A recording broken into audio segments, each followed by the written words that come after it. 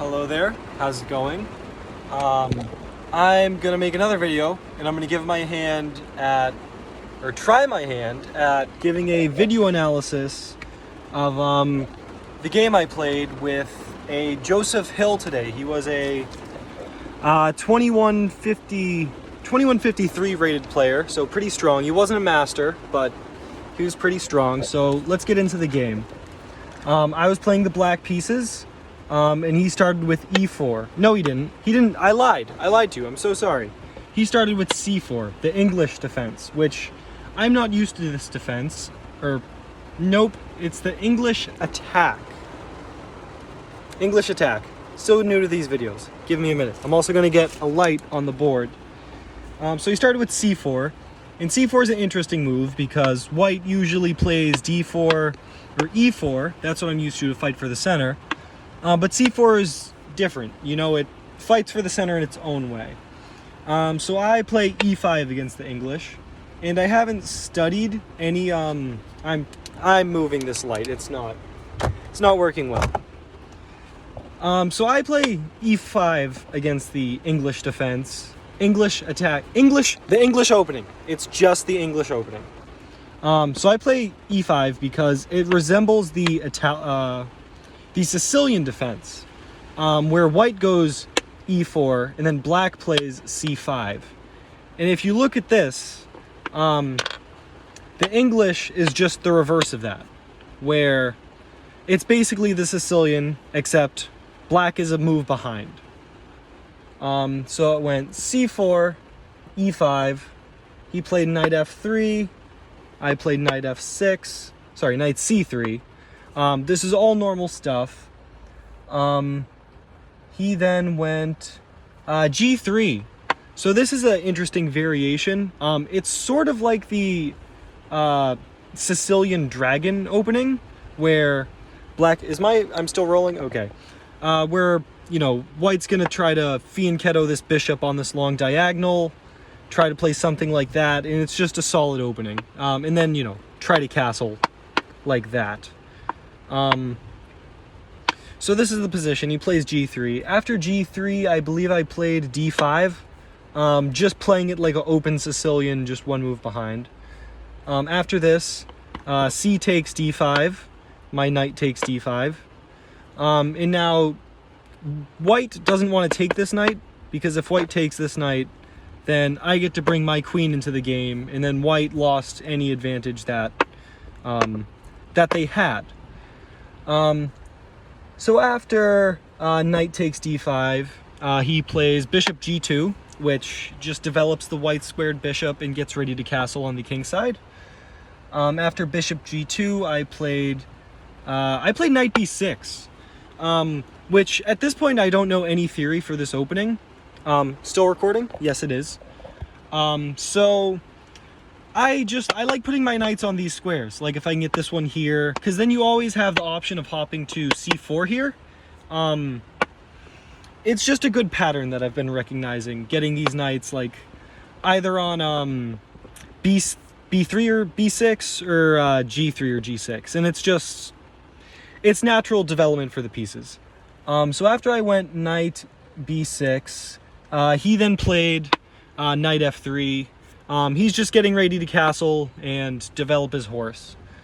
After knight f3, I played bishop g4. I don't think this is accurate. I haven't analyzed this game at all. But I can't imagine it is. Like, what is this bishop doing here? I'm hesitant to put my bishop here because I know in certain Sicilian structures... is this pawn here? I don't think this pawn is here. This pawn's not supposed to be here. Ignore that pawn. But I know, like, say I play here, white can then play here, striking at the center and then kicking my bishop away. So I don't really like the f5 square for my light squared bishop. I probably should have played this, which is more passive, which is therefore probably better. But I went here anyway, opting to put my bishop there. After bishop g4, he played h3, asking my bishop a question: do I run away or do I take this knight? I opted to take the knight. I don't know why. Principle, like, I just wouldn't do that. In chess, it's generally better to keep the bishop pair because 2 bishops are generally stronger than 2 knights in an endgame.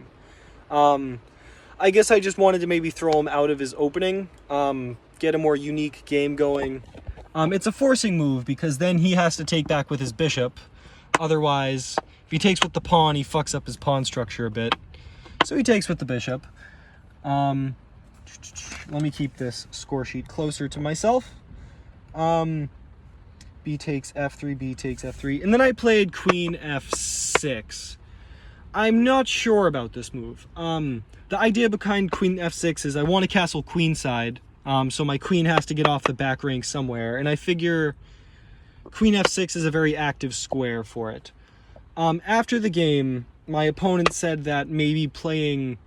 not playing f6 right now, because I've been taught to never play f6, as if you want to castle this way, this diagonal becomes open and very weak.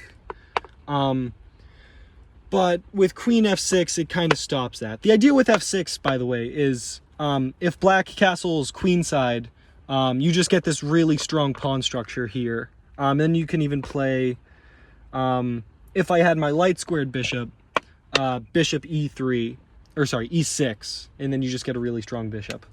But that's not what I played. I played queen f6, which I still think that's fine. After queen f6, he played d3. D3 just seems normal. He wants to get this bishop into the game and maybe play e5, sorry, e4. I'm probably moving too quick. This is my first video. We're trying things out. So he played d3. Uh-oh. I missed a move. At some point I had played knight c6. Just pretend I already played it. So after d3, I castle long, which seems fine, but now that I've castled long, right, he's going to castle short, and now, generally when you castle on different sides in chess, it's a more attacking game, because you can move your pawns that are usually there to defend your king. If your king's there, right, say he castles this way, I castle this way, I don't want to move these pawns because it'd make my king unsafe. But because my king's over here, these pawns can go on an attack. Now with queen f6, I can't move my f-pawn because it's stuck behind my queen. So with that, my attack here is going to be much slower. So that's why queen f6 I think was a bit inaccurate. So what last move did I just say? I said that castle long. After that, he played rook b1.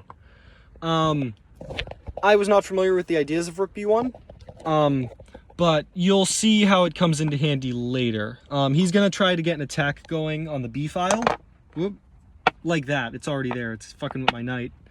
Because my king's going to be over here, and this rook is eventually going to shoot down here. So rook b1, I decide, okay, right, I got to develop my pieces. These guys look nice. This bishop's not doing anything. Where can I put my bishop where it does the most stuff? Bishop here is a bit defensive. Bishop here is a pin.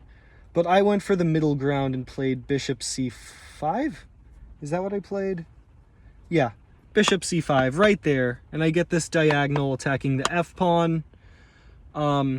With maybe ideas of, say, if he moves his bishop and, like, he moves his bishop, my queen can then take there and I get a nice attack going. Say king there, bishop there, check. And I get something nice if that happens. This guy's 2100, so that's not going to happen. But a boy can dream, right? So I played bishop c5. After bishop c5, he played b4. And now with b4, he's attacking my bishop. And I have to think, right, do I back my bishop up, right? Which, that kind of makes me look stupid, right? Like, I could have just played this originally without playing here and then letting him get this pawn move. So I figure I don't want to look stupid, So I moved my bishop somewhere else. I moved my bishop forward right there. And I'm a big fan of shogi, Japanese chess, and in that the bishops are very strong in the center of the board. So I'm playing a more Eastern game here. I'm getting my bishop in the center. I am playing a great game of shogi right now. So after b4, bishop d4, he then played knight e4. Also, he has to move his knight because I'm attacking his knight. So knight e4 goes there, and the knight also attacks my queen. Still recording? Yes, it is. Attacks my queen. So now my queen has to move, and I play queen e7. I was just backing up, but now I realize, oh, this was a crucial moment in the game. So a pattern that I should have recognized that I just didn't is that this rook and this queen are on the same diagonal. So with that, white has the idea of playing bishop here. So if we go back to the previous position, after I played this, right, white wants to play this, right, and skewer my queen through my rook, right? So if my queen moves, the bishop takes the rook, like that. And then white would be up in exchange. But white can't play this right now, because after my queen moves, why can't he play that now? Oh, because my queen could just take it if he goes there now. So he can't do that. So he plays knight e4. Nope, fuck, I'm fucking this all up. Knight e4, attacks my queen. My queen moves. So my queen had to move off of this diagonal, right? If my queen goes anywhere on this diagonal, it's fucked. So the better move here would have been queen e3, but like already my position's bad as well, because like my queen's in danger, it has to move, I go here, and then like what if he just plays e3, right, attacking my bishop? Where can my bishop go? Nowhere, right? I go here, the pawn takes, I go here, the knight takes, I go here, bishop takes, here rook takes. So here I would just be down a piece and would have to take the pawn. So I'm already losing. But him being not a grandmaster, at 2100, he looks for the better move. So he attacks my queen goes here, and then he plays the crushing, that's interesting. He played queen b3 first.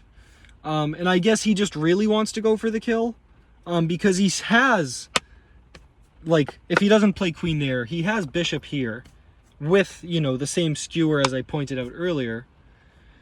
I'm trying to think why that wouldn't be played. I don't know.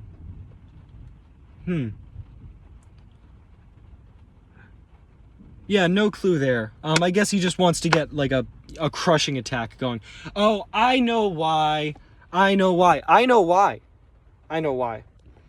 It's because he wants this rook and this bishop piled up on this file for a strong attack later, which comes into play later, which I'm not proud of. I'm not proud of this game at all.